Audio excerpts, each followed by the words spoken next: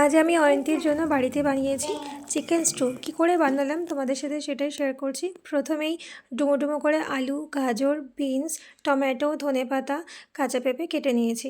তারপরে এখানে পেঁয়াজ আর রসুন চপ করে নিয়েছি। দেন বাজার থেকে কিনে আনা মাংস, সেটাকে আমি ছোটো ছোটো করে পিস করে নিয়েছি। তারপর একটা কড়াইতে সামান্য একটু তেল দিয়ে তার মধ্যে দিয়ে দেবো গোটা গরম মশলা, একটা কাঁচা লঙ্কা। তারপরে পেঁয়াজ আর রসুন সামান্য ভাজা ভাজা করে নিয়ে তার মধ্যে চিকেনটা অ্যাড করে দেব।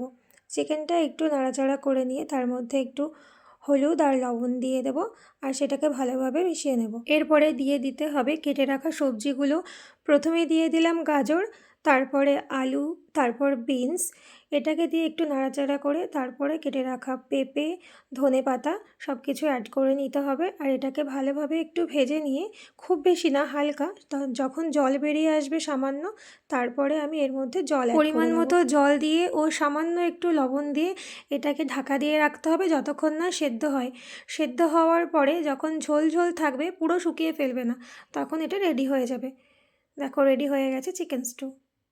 হ্যাঁ, আমি একা একা খাবো। ঠিক আছে, আমি একা একা খাবো। আমি খাইয়ে দিই। গরম গরম, আমি খাইয়ে দিই। ভালো হয়েছে?